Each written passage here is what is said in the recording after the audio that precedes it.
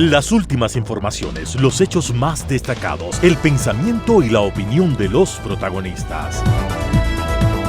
Opinión y noticia, el periodismo para todos, es posible con la independencia y ética del comunicador.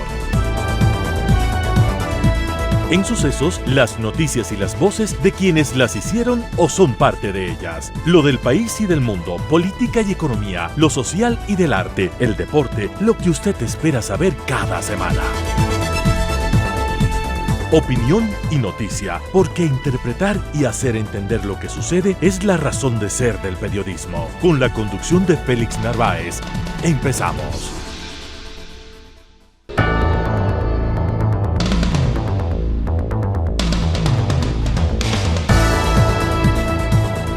Amigos, muy buenos días, un cordial saludo desde Sucesos, estamos en el 101.7 FM y desde cualquier parte del mundo en el www.radiosucesos.fm.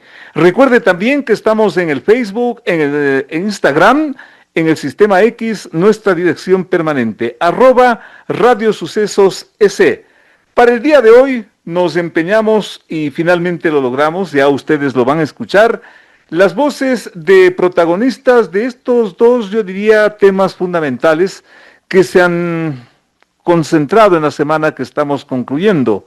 Las manifestaciones que aparentemente podrían tomar otro giro según las amenazas de sus dirigentes, ya los van ustedes a analizar justamente con nuestros invitados, y también este tema político, en medio de toda esta, si es que cabe el término convulsión, el Consejo Nacional Electoral finalmente convoca a las urnas para el próximo 16 de noviembre, donde el país tendrá que pronunciarse sobre 3 preguntas, una de las cuales es el corazón de todo, y a eso hay que ponerle mucha atención, el tema de la Asamblea Constituyente. Gracias, amigos, por atendernos. Aquí empezamos con ustedes. De 8 a 9, con el periodista Félix Narváez, otro aporte de Radio Sucesos a la opinión libre y enterada del oyente.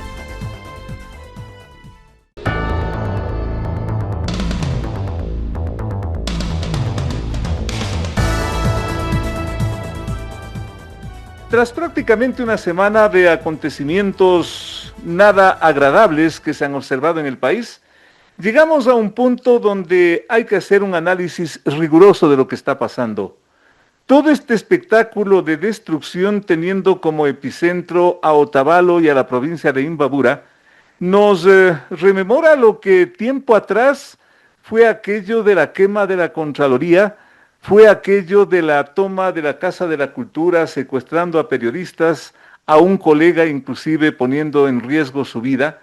Y son acontecimientos que el país aparentemente ya los creía superados, pero que vuelven y con aparente fuerza porque de un lado se dice esto va hasta las últimas consecuencias y del otro lado que no se puede dar marcha atrás, inclusive se sobreentiende por un elemental principio de autoridad, y estoy pensando en el presidente de la República.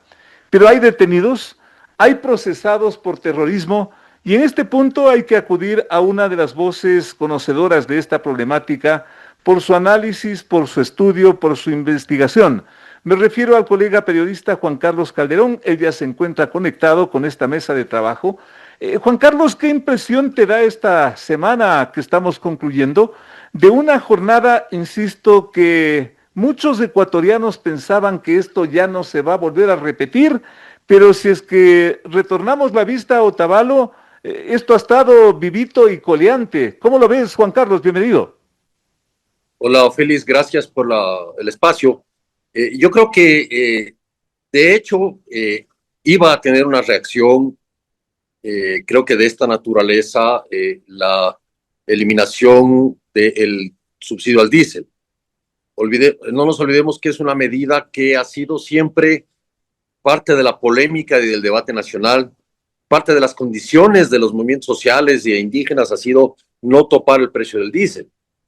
De hecho, este impacta básicamente en la cadena de logística, ¿no es cierto? Y de movilización. Juan Carlos, a propósito de eso, ¿tú piensas que esta medida, que ese tema del diésel, se volvió algo medio sagrado y que mal hizo el presidente en tomar la medida que tomó? Yo creo que esto ya se venía. No olvidemos que el presidente Correa ya había dejado listo la eliminación de los subsidios o había contratado también investigaciones y consultorías para la focalización de los subsidios. Me parece que este era el punto. Todo el mundo estábamos de acuerdo en el diésel, pero acompañado de proyectos de focalización, que es lo que en este caso no se ha dado. Hay proyectos de compensación, que es distinto, y que son limitados de todas maneras, pero la focalización, y yo creo que es muy complejo, ¿no es cierto? Y por eso no se tomó esa decisión. Finalmente es una decisión que se tenía que tomar, creo yo, porque el impacto económico que tiene la importación de combustibles subsidiados y su reventa, digamos, en el Ecuador, subsidiada, es muy fuerte, y el gobierno lo que necesita en este momento es financiar un déficit de casi 6.000 millones de dólares, que es el que él mismo lo ha presentado en la proforma. Entonces, es un problema de recursos, es decir, de necesidad de recursos. Y yo no sé si el monto, que es cerca de 1.100 millones que ha planteado el gobierno como ahorro, se reparta de esa manera y sea lo más conveniente, sobre todo con los grandes beneficiarios de esto, que son y siguen siendo los grupos de transporte de pasajeros, ¿no? Juan Carlos, el gobierno toma esa medida e inmediatamente anuncia una serie de compensaciones, de bonos, de créditos, de ayuda. Es que los sectores que rechazan esta medida no entienden estos beneficios que está programando, que ha programado el gobierno, ¿o qué es lo que pasa con tanta beligerancia, Juan Carlos? Yo creo que no se confía en estas medidas compensatorias por su tiempo o la limitación de su tiempo. Es decir, esto no es para siempre, ¿sí? No puede ser para siempre. Claro. Te dicen, te vamos a compensar con $1,000 a gente del campo, ¿cierto? Y está muy bien. Sin embargo, esto tiene ese límite, se acaban los $1,000. Que no ¿Y sabes de ahí qué pasa? De acuerdo. ¿En qué gastas? Sí. Como, o a veces ocurre con el bono de desarrollo humano, lo gastas en minutos para el celular o en qué otra cosa. Entonces yo creo que toda compensación debería venir acompañado con un programa, con un proyecto que garantice que esta compensación, que este dinero sea un capital semilla más o menos, ¿no es cierto? Que de alguna manera ayude a mantener una estructura económica. Pero esto todavía está en discusión. Entonces me parece que hay una reacción en algún grado virulenta, fuerte, de parte de ciertos sectores indígenas y de movimientos sociales, porque ha sido focalizado. El movimiento indígena, no nos olvidemos nunca, se plantea siempre de menos a más. Siempre va de menos a más. Es decir, primero se discuten en las comunidades, las federaciones indígenas que son independientes y autónomas de la CONAIE. Las asambleas se toman su tiempo. Sí, por eso es que primero empiezan por el sur, luego es Imbabura, el pueblo Cayambi, luego ya aparecen focos en la Amazonía. Juan Carlos, ¿tú te estás sugiriendo que esto apenas está empezando? Bueno, según reportes que yo conozco, que entiendo maneja el gobierno, sí. Esto no es un tema de que es un estallido, ¿sí? Como ocurrió en el 2019, sino más bien un tema de baja intensidad que va a crecer como ocurrió en el 2022. Me parece que de alguna manera el gobierno ha actuado muy rápidamente al instalarse, ¿no es cierto?, en la Tacunga y luego trasladarse a Otavalo, una suerte de... Eso no había hecho ningún gobierno nunca en la historia, pero es un juego como del gato y el ratón, ¿no es cierto? Entonces, pues, tú puedes aparecer focos, si estás organizado, ir apareciendo focos en ciertos sitios impensados. No tienes ni ejército, ni policía, ni reservas capaces de detener, si tienes una suerte de hacer focos, ¿no es cierto?, en varios sitios del país. En este juego de ir de un lado a otro, ¿qué es lo que te preocupa, Juan Carlos, en busca de una salida, de una solución? Porque yo también advierto que mucha gente ya dice basta de tanta cosa. Sí, pero me preocupa un desgaste del gobierno en realidad en esto. Ya. y del propio presidente, porque él toma las decisiones por sí mismo, a su cuenta y riesgo, y está apostándole a un capital político que todavía tiene, pero que de alguna manera ha venido cayendo, no mucho, pero ha venido cayendo, aunque mantiene un gran capital político. Pero puede ocurrir un desgaste. El presidente no puede estar moviéndose de un lado a otro viendo cómo apaga los incendios. O sea, Desgaste que podría tener inclusive su impacto en la próxima consulta popular. y a eso voy. Yo creo que todas las movidas del presidente en este tema en particular, son parte de una campaña, en el sentido de están reflejando a un líder, ¿no es cierto? O se pretende reflejar a un líder que actúa, que se enfrenta, que es valiente, que no se arredra Claro, a este claro. tipo de dificultades, y eso se apoya mucho en las campañas en redes sociales, ¿no es cierto?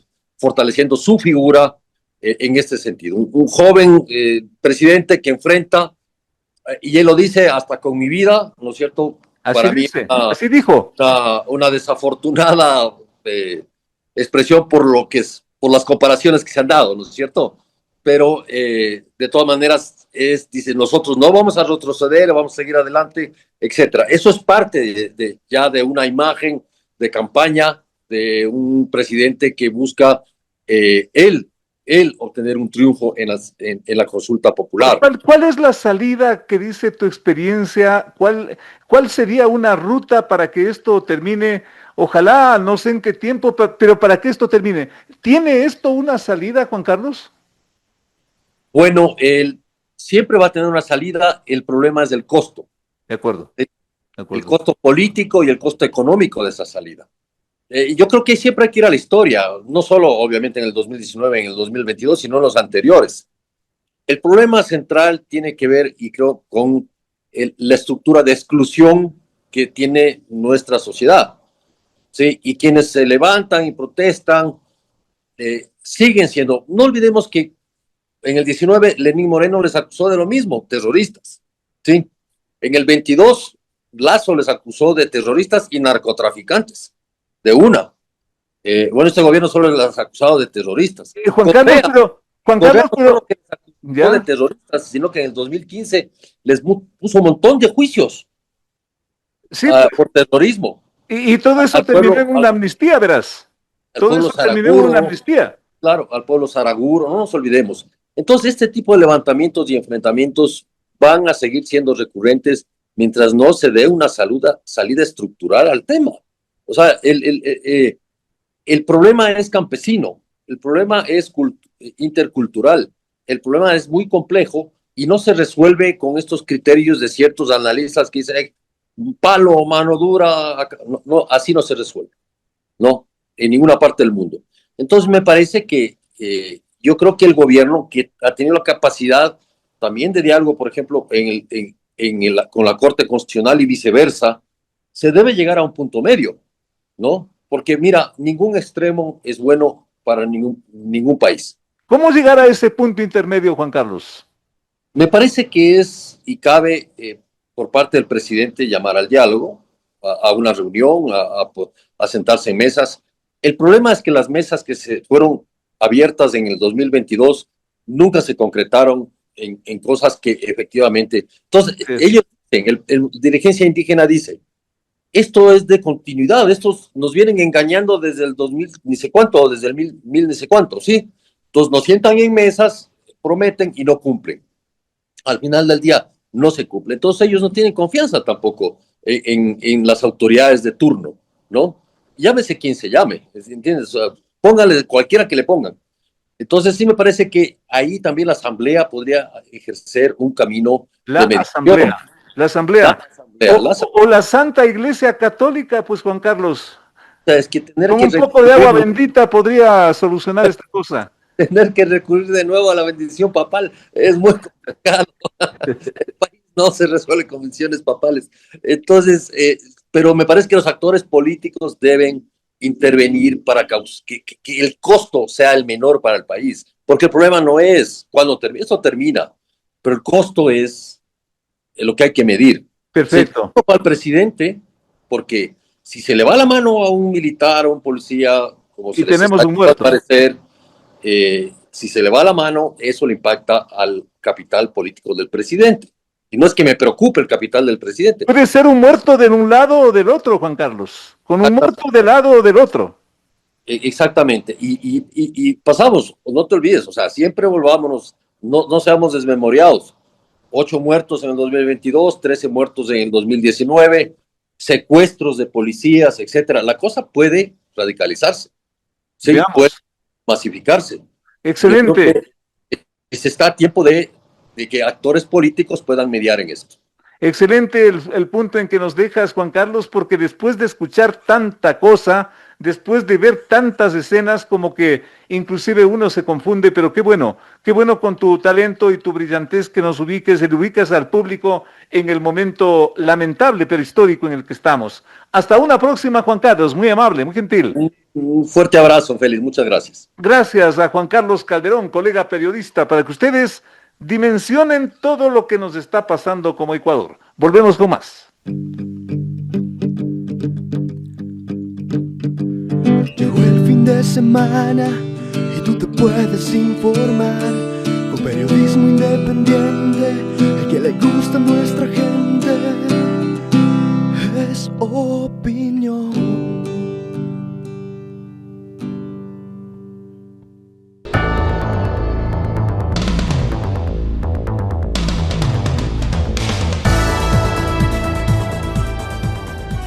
Una nueva constituyente parece en camino tras la convocatoria del Consejo Nacional Electoral a consulta popular y a referéndum. Esta convocatoria ocurre tras varias acaloradas confrontaciones, incidentes entre la Corte Constitucional y el gobierno del presidente Noboa, quien inicialmente planteó 7 preguntas, pero en su mayoría cuestionadas por la polémica Corte. Pero cuando el enfrentamiento entre estas dos entre estos dos poderes, corte y gobierno, parecía insalvable, ocurre lo que pocos acaso pensaban. Las 7 preguntas terminan en 3 y todos vamos rumbo a las urnas para responder esas preguntas. Preguntas que son de dominio público. La una sobre la restitución, o mejor dicho, la eliminación de la prohibición para el establecimiento de bases militares en el Ecuador. La otra, la prohibición, sí o no, sobre financiamiento del Estado a organizaciones políticas. Y la tercera, que es, yo creo, el corazón de todo esto que está en juego, la posible convocatoria a una asamblea constituyente. Con estos antecedentes nos honra con su presencia la doctora Betty Amores, ex asambleísta y un personaje clave, yo diría, y con todo respeto, en todo lo que significó también aquello de Montecristi. ¿Recuerdan ustedes? Montecristi, que aparentemente sirvió para poco, o sirvió tal vez para todo este dilema que hoy envuelve al Ecuador. En fin, de eso vamos a tratar a partir de este momento con la doctora Betty Amores, a quien insisto, muchísimas gracias por acudir a esta invitación. Una constituyente que debe reformar ¿qué?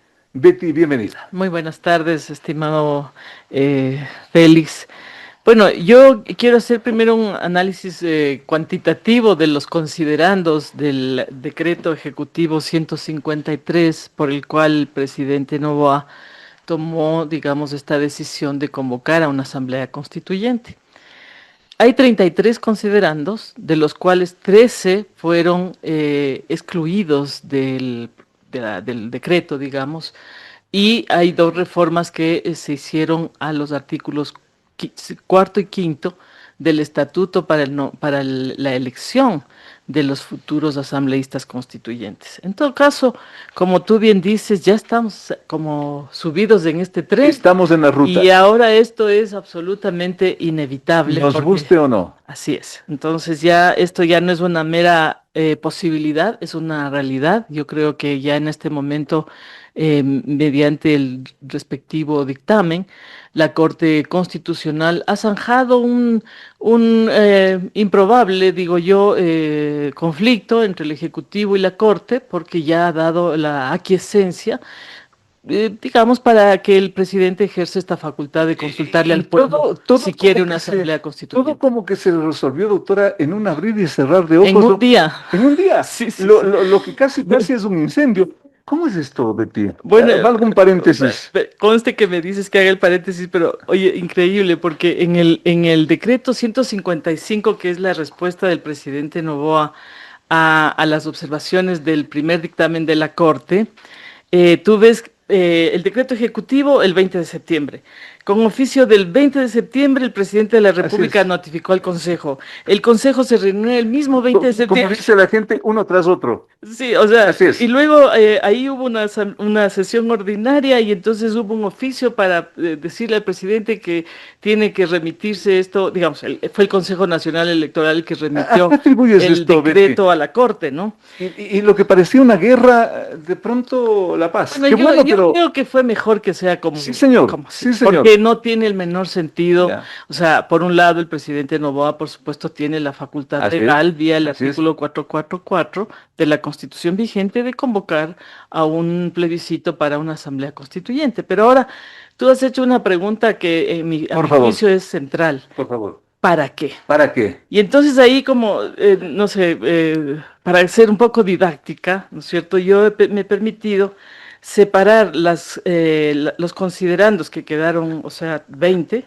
Hagámoslo más sencillo con todo respeto, para que doctora, porque que la gente comprenda muy claramente. A mí me da la impresión de que todo esto también hasta puede confundir al público. Yo apostaría que mucho de la gente no sabe de toda esta fraseología, de todos estos articulados, del punto y coma, de los paréntesis, no sabe para nada, pero va a votar. ¿Para qué?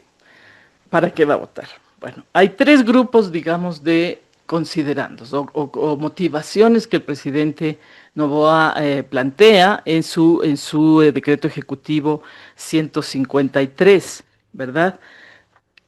Y son tres grupos, a mi juicio, que nos van a permitir entender sus motivos. Y yo creo que eso es didácticamente muy rapidito. Ayúdanos con el tiempo, doctora. El primer grupo, bueno, son 9 considerandos que se articulan en torno a un cuestionamiento que el presidente hace respecto de la estructura del Estado, ¿ya? Y en particular, porque incluso en uno de ellos deja de enunciar tanto a la función electoral como a la función de control social y participación ciudadana, ¿no? Es decir, 2 de los 5 elementos que componen la estructura del Estado son las que constituyen, digamos, el centro del cuestionamiento del presidente Noboa. Pero, o sea, ahí yo digo, ¿será que la ciudadanía encuentra que se resuelven sus problemas de falta de empleo, de aumento de la pobreza, de aumento de la inseguridad por la vía de que se suprima 2 funciones del Estado que, a mi juicio, la función electoral yo creo que claramente es importante que siga como una función del Estado, ¿no? Y la función de control social y participación ciudadana sí que ha merecido muchísimos cuestionamientos, pero yo creo que las varias arquitecturas de la estructura del Estado anteriores a la existencia del Consejo de Participación tampoco han sido exitosas. O sea, sí es una tarea muy compleja que yo creo que amerita el diálogo. Como que estamos que tú en un mencionabas, vicioso, ¿no? O sea, si es que la arquitectura de las 5 funciones de este momento no es buena, ¿por qué volver a las 3 funciones si es bueno?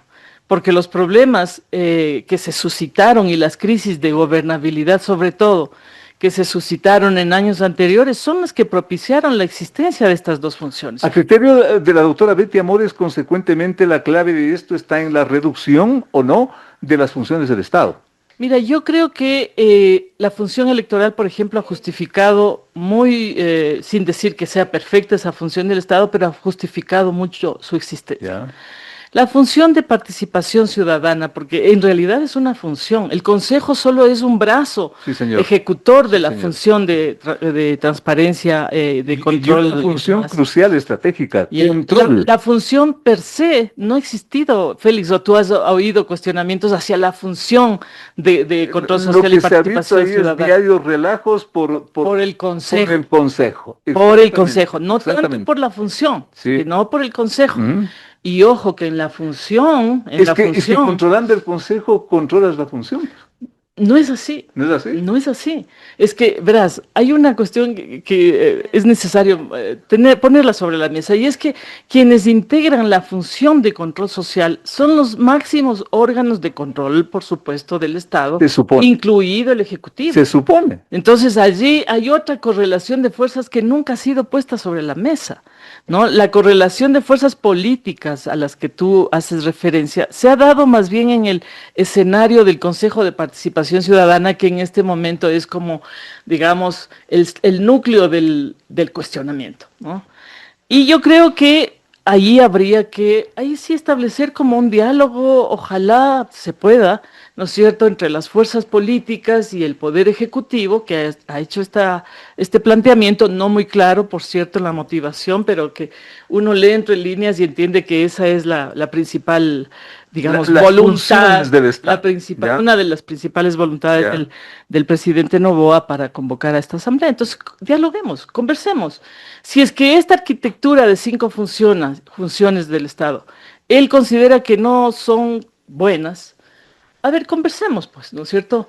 Porque tampoco las 3 de antes garantizaban ni gobernabilidad, ni participación democrática, no No es que garantizaban. sea pesimista, doctora, pero si es que en tanto tiempo no se pusieron de acuerdo y tenemos que llegar a esto, ¿será necesario porque el presidente los está convocando que finalmente se haga el milagro del acuerdo? Yo espero que sí, Félix, pero yo me voy a seguir metiendo en los motivos. Yo espero que sí, y yo creo que Ojalá, que ojalá. para el bien del Porque país si no sería estamos en bueno. nada. Pero ¿sabes cuál es una cosa que a mí sí me preocupa dentro de este grupo Por favor. de motivaciones que cuestionan la estructura del Estado en definitiva? Es un tema cuando dice que existe un sinnúmero de disposiciones orientadas, esto está en una de las motivaciones, ¿no? Orientadas a una visión de un Estado de derechos y justicia en sustitución del Estado de derecho. Ahí hay como una idealización del Estado de derecho, ¿ya? Y yo quiero dejarle a la gente bien clarita la Estado de diferencia, Derecho. la diferencia que Ya. existe entre el Estado de Derecho, que era lo que existía antes de la Constitución de ¿Y el actual 2008, qué es? el Estado de derechos y de justicia es el actual. Entonces, ¿cuál es la diferencia? No es la S solamente, pues. Y te voy a poner un ejemplo, ¿no? Antes de la Constitución de Montecristi, si es que tú tenías, por ejemplo, el deseo de que un hospital como el del Ministerio de Salud Pública te atienda una enfermedad rara, o sea, tenías que ir a rogar que te cumplan esa posibilidad por un derecho genérico a la salud, pero si es que no había una ley que consagre específicamente ese derecho, simplemente no lo podías alegar, no lo podías alegar. O sea, y así, de los derechos básicos esenciales de las 3 generaciones de derechos que tiene la humanidad en este momento, ¿no es cierto?, se desprendían una serie de derechos, ¿no es cierto?, que son la consecuencia de la ejecución de esos otros derechos más importantes, que si es que no tenían en el Estado de Derecho, ¿no es cierto?, una consagración normativa, positiva, le llamamos los abogados, ¿no es cierto?, una consagración en una norma jurídica específica, reglamentaria, de ley o de código, Simplemente no existe. simplemente no podías ejercer ese derecho. De acuerdo. Eso De era acuerdo. típico del Estado de Derecho. Ya. En el Estado de Derechos y Justicia, que consagramos en la Constitución, y esto es central, queridos oyentes, ¿no es cierto?, Derechos y justicia. está primero articulado un conjunto un menú, digamos, de derechos de varios niveles y con varios sujetos, ¿no es cierto? Y está consagrado un sistema de garantías que hacen posible que estos derechos se ejecuten aunque no haya norma escrita en específico.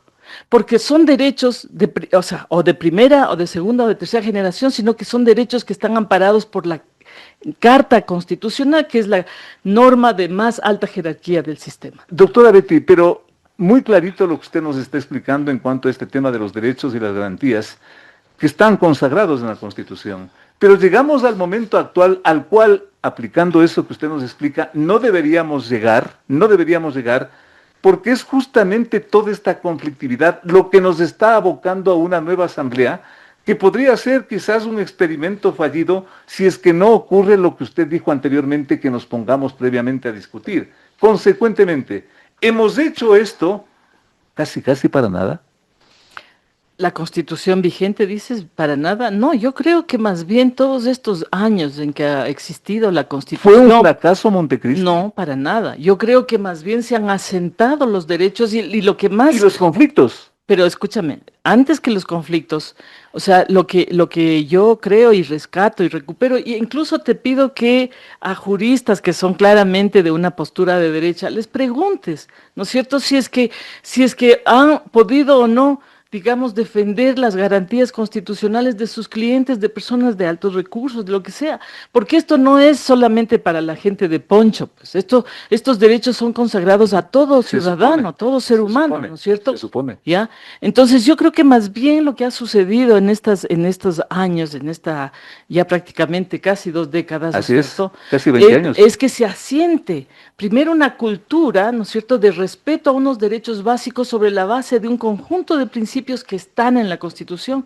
Y se ha sentado también, ¿no es cierto?, ha ido creciendo, ha ido evolucionando, no en todos los momentos para bien, porque desgraciadamente los procesos evolutivos no son lineales, no siempre Así vas es, de menos a así más. es, así es. Hay veces que se decae, otras veces que se mejora, pero más allá de eso y de los problemas que hay, por ejemplo, con la Ley Orgánica de Garantías Jurisdiccionales, pero sin embargo se ha articulado un sistema para hacer posible que los derechos constitucionales no estén solo escritos en el papel, Consecuentemente, sino que sean ya. realidades que la gente y la población vive como ya los ha incorporado a su vida normal. El presidente Noboa entonces está equivocado. El presidente Noboa cuando dice, o sea, porque esto de la diferencia entre Estado de Derecho y Estado de Derechos y Justicia, te juro que no todos los abogados conocen. Ya, Es B. O sea, casi nadie lee este tipo de material, por ejemplo, sobre el neoconstitucionalismo, que no es un tema de Marte, ¿no? Las sociedades más avanzadas y la nuestra, por supuesto, ¿O será tienen que esta sociedad, este doctora, proceso evolutivo. ¿será que esta sociedad no está preparada para asumir todo esto que usted nos está explicando, que está en el papel, pero que en la práctica no se aplica? No. Y nos complica más como sociedad. No, yo no creo que ahí nacen los conflictos. No nacen ahí los conflictos. ¿Dónde nacen los conflictos? En una correlación de fuerzas distinta, ¿no es cierto? Nacen ahí, porque hay momentos en que quien ejerce el poder ejecutivo, que es el que definitivamente genera o no gobernabilidad, porque es un sujeto con un grado de poder Sí, muy pues, importante, así es. hacia dónde se manifiesta, hacia dónde dirige, digamos, su especial atención. Entonces, ¿qué es lo que pasa? Por ejemplo, con el tema de salud. La Constitución habla de un porcentaje de asignación presupuestario obligatorio tanto para salud como para educación, pero que no es soñado, sino que es una realidad, incluso son los porcentajes más bajos que a nivel mundial se requieren. Pero ¿y si mínimos. el Estado no tiene recursos, como insiste el Ejecutivo, como insiste el gobierno, está violando la Constitución? ¿Pero qué hago si no tengo plata? Bueno, pero es que ahí hay varios escenarios, ¿no es cierto? Pero verás, si es que tú no tienes derecho a la salud, pasa la crisis que en este momento tenemos. Lo básico. Entonces, como ejecutivo, él tiene que priorizar. O sea, tú no puedes permitir, porque eso te quita gobernabilidad, que la gente se esté muriendo afuera de los hospitales. Totalmente, pues, no puedes. totalmente. Tampoco puedes no dar los recursos necesarios para que compren por lo menos los medicamentos y los insumos. No quiero insistir en algo negativo, doctora. Que eso, ¿sabes qué es lo que pasa? Que eso finalmente le perjudica a la gobernabilidad del poder. Totalmente. Pero insisto, no por ser negativo, sino insisto para que el público quede claro y no se confunda. Pero el gobierno sale y dice, no tengo plata. Yo creo que ahí... No tengo recursos. Tengo que subir el IVA. Mira, yo he estado en la Comisión de Económica revisando el tema presupuestos y te voy a decir una cosa fuerte, pero no me toca de otra. O sea, yo creo que hay que dejar de asignar un porcentaje tan altísimo de recursos, por ejemplo, para el Ministerio de Defensa, versus lo que se asigna a educación y a salud. Cuando haya una voluntad política de revisar, ¿no es cierto?, lo tanto que se asigna, por ejemplo, a defensa y a esos temas, porque eso sí es un presupuesto gigante, porque yo he sido legisladora. Totalmente. Y además no presupuestos reservados, de paso. Pero el presupuesto se publica Ya, todos los años, así es que no están reservados, digamos, los gastos reservados, Gastos dicen que son, reservados. pero esos ya están eliminados en la Constitución de Montecristi, por Ya. cierto. Entonces, en suma, lo que te quiero decir con este grupo de considerandos es que lo único o sea, podría suceder es que en una asamblea constituyente, en donde tenga mayoría el presidente Noboa, va a haber una regresión total de derechos. Y ahí lo que va a suceder es que se va a agravar el problema. Es que se va a agravar Qué el grave, problema. qué Y entonces grave. lo que necesitamos es que las fuerzas políticas, todas las fuerzas políticas, entiendan que es necesario hacer unos acuerdos básicos. Sin un acuerdo básico, esto es un tiro al aire y hasta puede ser el remedio peor que la enfermedad. Ah, sí, así es. Bueno, pero voy al segundo Doctora grupo. Betty, no. De Yo motivaciones. Quiero invitarle porque ya me están haciendo señas por acá. Qué interesante usted que ha vivido muy de cerca y vivió muy de cerca en Montecristi todo lo que nos acaba de explicar para que el público quede claro y comprometerle públicamente a la doctora Betty porque vamos a estar muy pendientes. Esto solo empieza, un tema tan complejo, tan delicado, apasionante inclusive, pero que con personas como usted nos queda claro. Doctora Betty, muchísimas gracias, Con todo comprometida gusto. para una próxima oportunidad, porque esto está solo por empezar. Volvemos Así con será. más en un momento. Hasta pronto. Entrevistas importantes que tú quieres escuchar. La mejor información, la más grande opinión. Periodismo de verdad. Con Félix Narváez.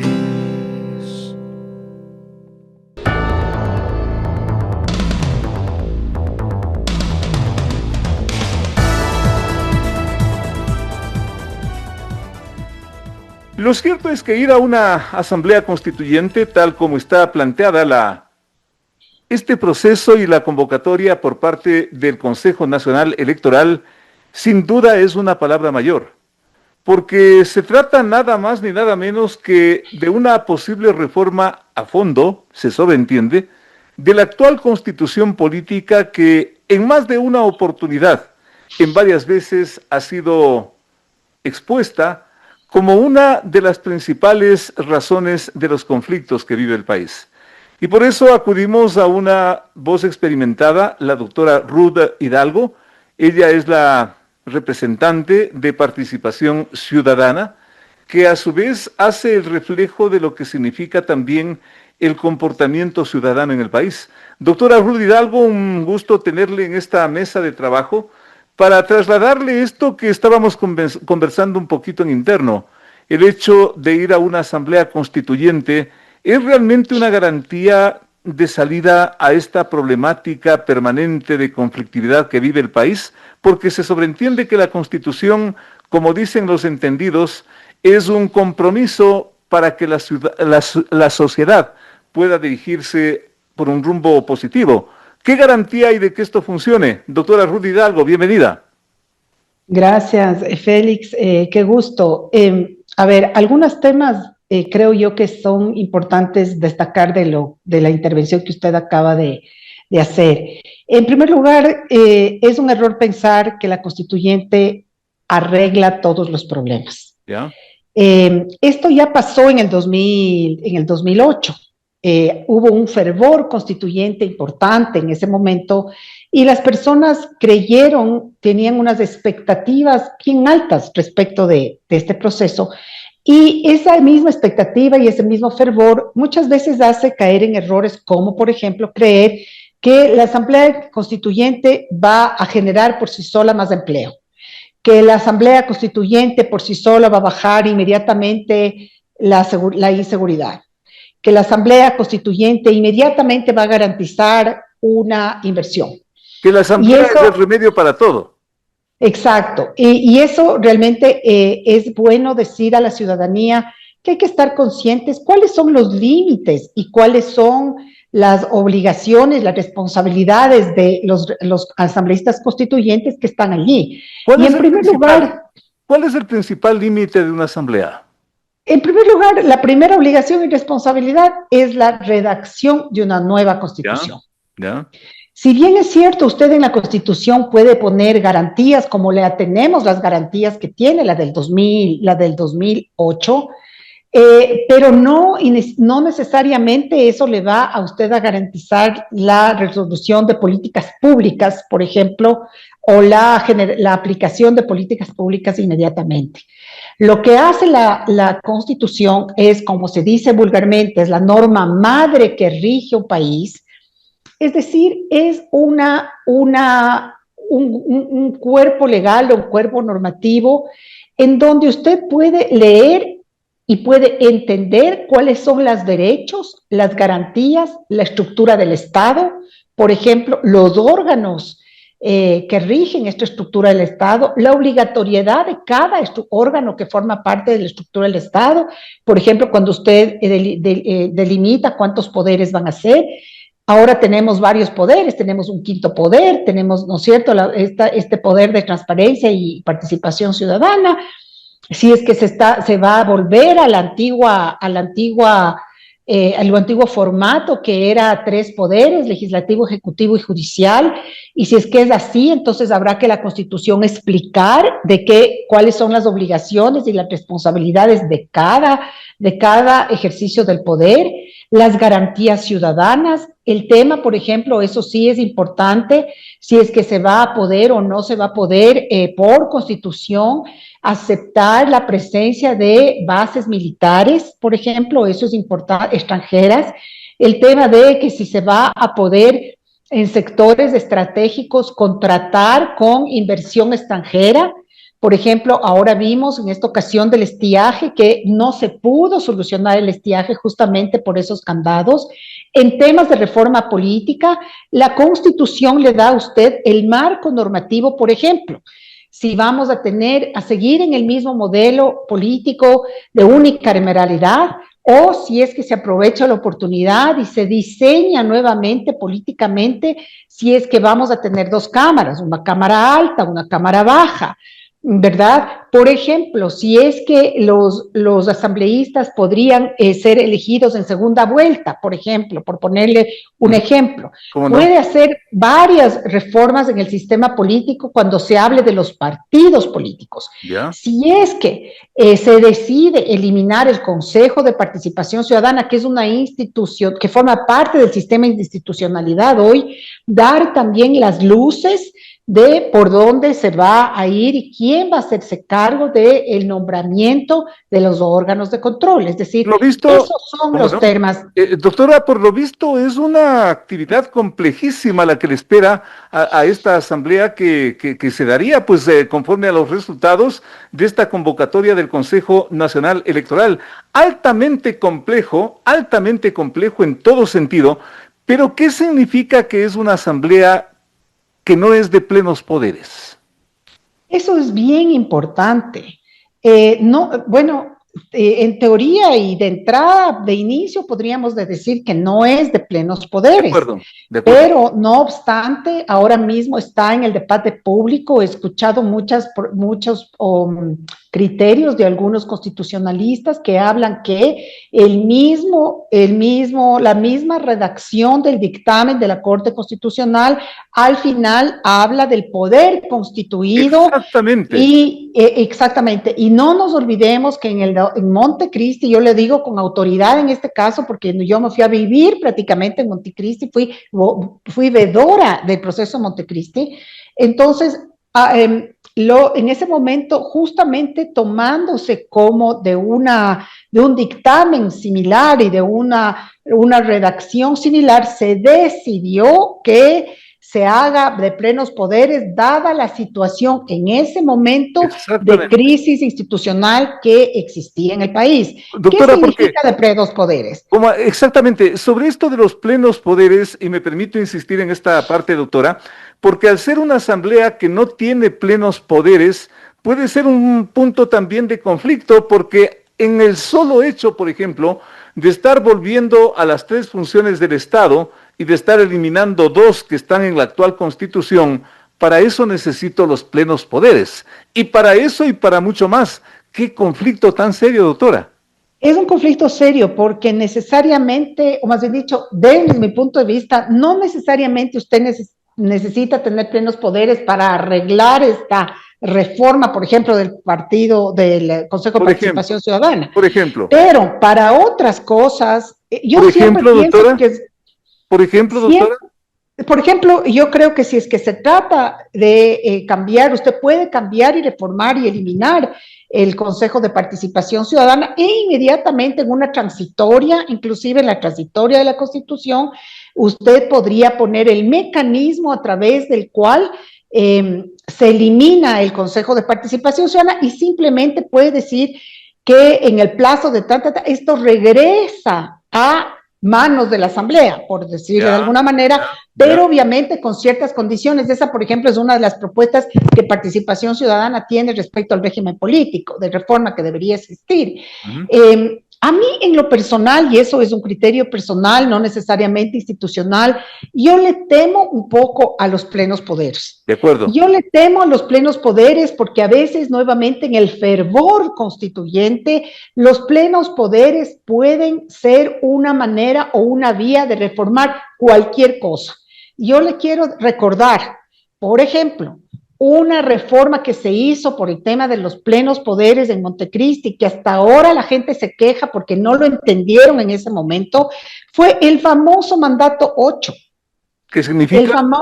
El mandato 8 que eliminó la posibilidad de los trabajos por horas y eliminó el trabajo de la posibilidad de tercerización laboral, cuando lo que se necesitaba en realidad no era la eliminación, sino era el control por parte del Ministerio del Trabajo y quizá con unos reglamentos apropiados para que la tercerización de contratos por horas se lo haga de manera con afiliación al IES, con las garantías laborales, con los horarios adecuados, garantizando al quien se acogiera a esa modalidad el justo acceso a un trabajo justo, pero también a un salario equitativo y justo. Lo que sucedió en ese caso, el fervor de los plenos poderes, el discurso fue en ese momento que eso es precarización laboral, que la injusticia, etcétera. Se eliminó el mandato 8 y vea usted, más de 10 años ahora, ¿cuánto se hace referencia a que se necesita una flexibilización laboral? Porque ya hubiéramos tenido estudiantes que trabajan y que estudian, y eso no ha sido posible. Otro ejemplo de los plenos poderes. Esta famosa, ¿usted recuerda este indulto que se hizo a este señor que había violado a una niña? Y se indultó en la Asamblea Constituyente cuando no le correspondía en ese momento a una asamblea tomar una decisión legal de derecho penal que no tenía absolutamente nada. Se politizó en ese momentum, ¿no es cierto? Este caso puntual, Flores Mil o algo se llamaba este señor, ya no me acuerdo, y lo indultaron. Un hombre que había violado a una niña y que tenía casos de violación. Yo estos dos ejemplos solamente le pongo para un poco ilustrar. Muy gráficos. Lo complejo que es una de pedos poderes. Por lo tanto, yo sí creo que hay que poner un par a esto. Doctora, consecuentemente en este proceso, porque lo que usted está justamente describiendo es la parte quizás alarmante de esto que está, ojalá no se distorsione, en alguna parte de este proceso consecuentemente hará falta un instructivo, una carta, no sé, alguna ruta para decir la Asamblea tiene que hacer las reformas a la Constitución, pero no puede hacer tal cosa. ¿Hará falta eso? ¿Será necesario eso? Porque reunida la Asamblea, cualquier cosa puede pasar, doctora. Yo creo que es importante que exista un reglamento interno en donde además creo yo que debería, más allá de eso, yo creo que aquí debería haber una manifestación verbal por parte de los líderes de los partidos políticos que vayan a estar presentes y representados en la Asamblea Nacional frente a la ciudadanía, de respetar este deseo ciudadano de escribir una nueva constitución y no caer en los viejos vicios que ya tuvo Montecristi y que todavía estamos sufriendo.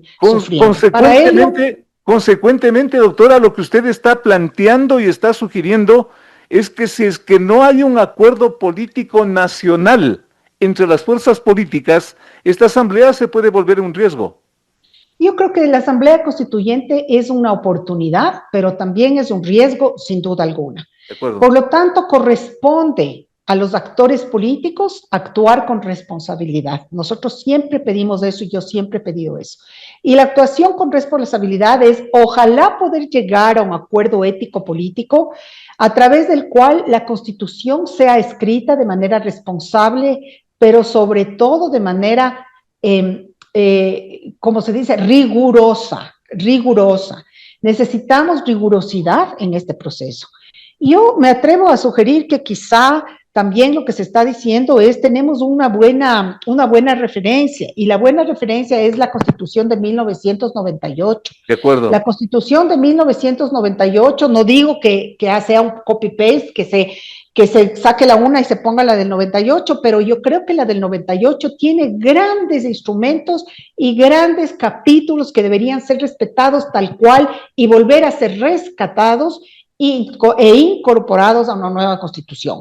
Yo creo que si lo hacemos así, a través de un trabajo riguroso, a través de un pacto ético-político, los que vamos a ganar son los que deberíamos ganar, y somos los ciudadanos, porque esto, politizar, a exacerbar la politización de la construcción de una constituyente, de la Constitución en este momento, no sería conveniente, sería peligroso para el Ecuador. Entonces estamos confiando, no toca más, es un salto al vacío, prácticamente un salto de fe de parte de la ciudadanía, si es que se logra pues aprobar, pero esa Constitución tiene que ser escrita con buena letra, Félix. Además, con buena letra, eso es.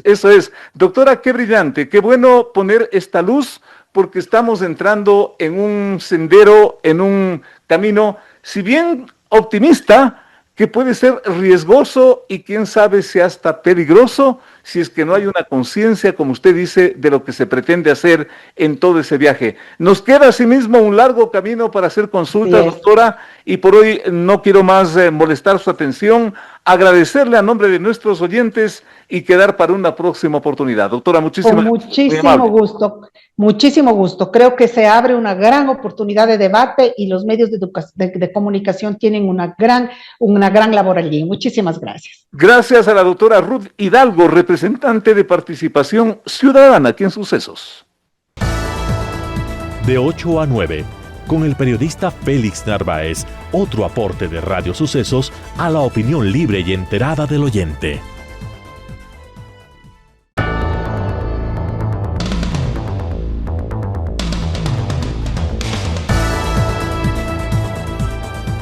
Pero frente a todo lo que hemos conversado el día de hoy, hagamos un pequeño paréntesis.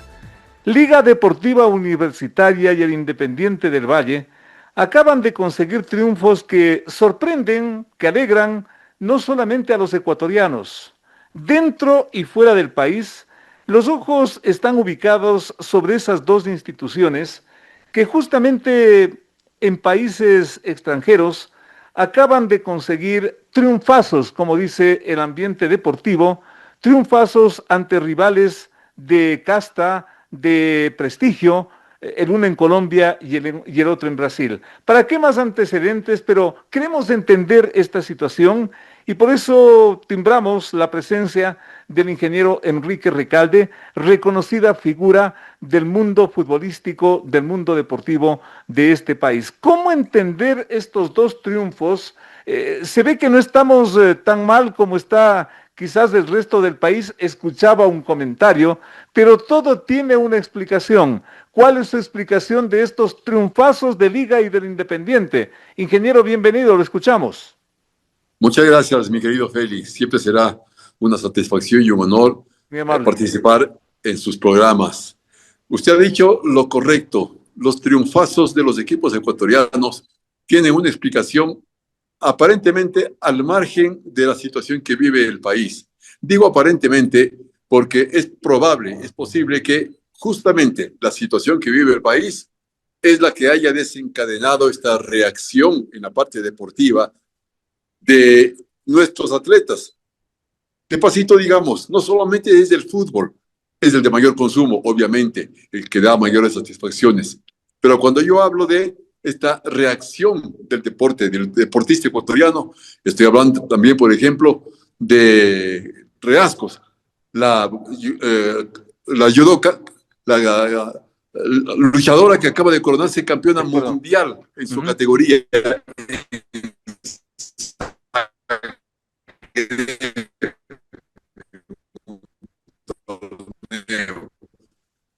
Es decir, aparentemente integrémoslo a esta. Cuanto al fútbol se refiere, de veras que hay un enorme mérito en lo que han realizado hasta el momento los equipos de Independiente y de Liga Deportiva Universitaria, por la calidad de los rivales y por los escenarios en los que se consiguieron esas clasificaciones en ambos casos, la Sudamericana para el IDB y la Libertadores para la Liga Deportiva Universitaria.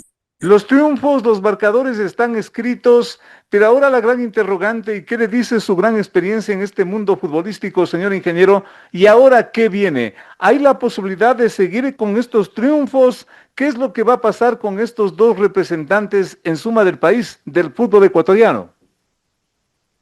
Es difícil, y especialmente en el fútbol, aventurar un pronóstico o adelantar resultados.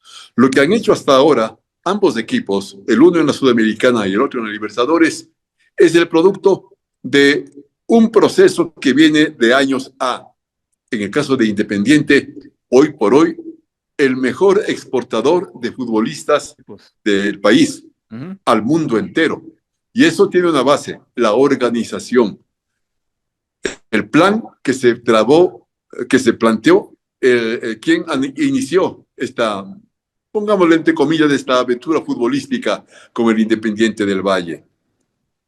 Michel Deller trató al fútbol, a su equipo, como un negocio. Es un inversionista y así es como lo está tratando.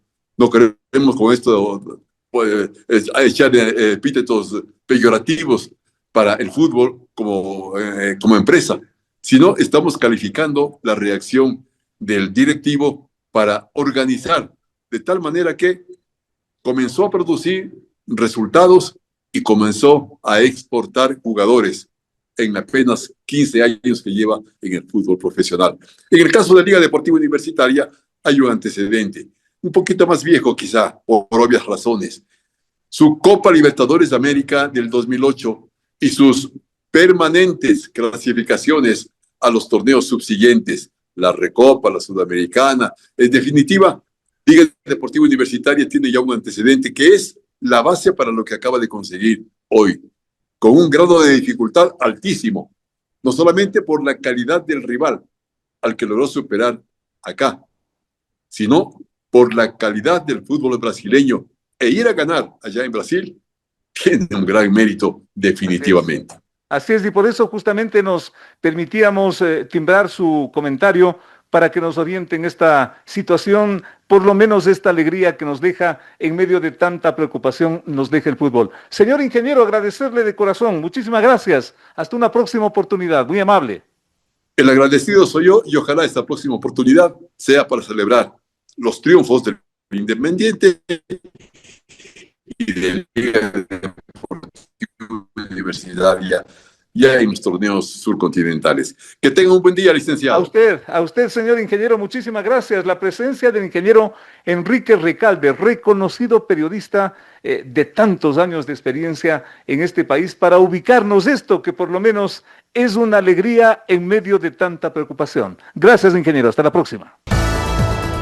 De 8 a 9, con el periodista Félix Narváez, otro aporte de Radio Sucesos a la opinión libre y enterada del oyente. Lo cierto es que en medio de incidentes, unos más graves que otros, incidentes callejeros, incidentes entre manifestantes y la fuerza pública, el país se encamina hacia las urnas, nuevamente a resolver con el papelito rayando, si es que usted quiere, lo que dicen las tres preguntas, pero fundamentalmente aquella de la Asamblea Constituyente. Hay que ponerle mucho ojo a ese tema, mucho ojo para no equivocarse, porque el gobierno, el presidente Noboa en la práctica, está planteando un camino que quizás es extremo, quizás es una vía que significa nuevamente redescubrir la institucionalidad en este país. Y cuando hablo de institucionalidad y en términos simples, estamos hablando la organización de este país. La organización que en base a este descubrimiento que significa la actual Constitución, que descubrieron los señores allá en Montecristi, los señores encabezados por el correísmo, porque esto hay que ser muy claros. La mayoría correísta que se impuso en esa asamblea dio a luz esta Constitución que, de acuerdo a la iniciativa del presidente Noboa, es un fracaso. Eso hay que ser muy claros. Entonces, si es que vamos a esta nueva ruta de la Asamblea Constituyente, y en esto simplemente ruego que se tome estas palabras en su justa dimensión, si es que no hay un acuerdo previo, si es que no existe un entendimiento entre las fuerzas políticas convocadas para esa Asamblea Constituyente, mucho me temo que estamos caminando en un círculo vicioso. Mucho me temo. ¿Por qué? Porque si es que vamos a reformar algo sobre lo que no estamos de acuerdo, ¿para qué vamos? Yo creo que la pregunta es de sentido común.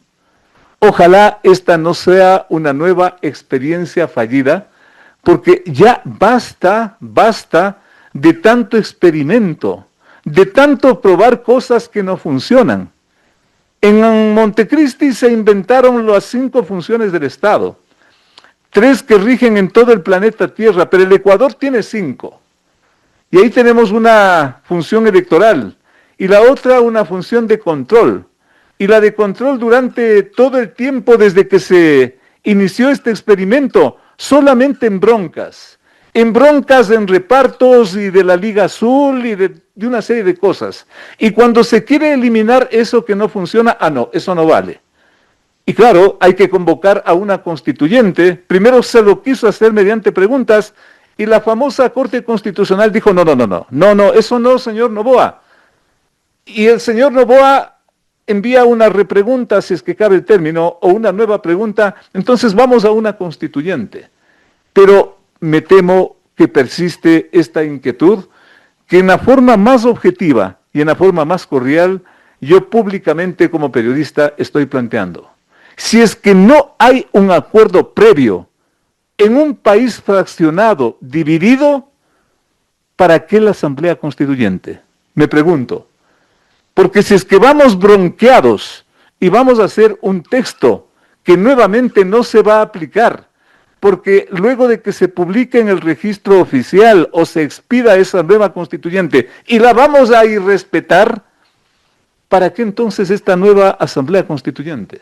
Si es que no se sientan estos señores políticos, aunque sea a puerta cerrada o como sea, y trazan un camino, lo que siempre ha exigido y pedido este país, y se merece este país, un acuerdo básico, me temo, y no por ser negativo ni de ninguna especie, pero me temo que ese experimento de la nueva Asamblea Constituyente puede ser otro tiro al aire. Quiero equivocarme, pero les hablo con el más absoluto sentido común. Dios mediante, hasta la próxima semana. Las opiniones vertidas en este espacio por la producción y dirección del programa son de exclusiva responsabilidad de sus autores y de quienes intervienen en ellos. Los personajes, los hechos, las noticias, todo tratado con independencia y objetividad. Otro aporte de Radio Sucesos para que usted se forme la mejor opinión. Volveremos el próximo sábado de 8 a 9 con Félix Narváez.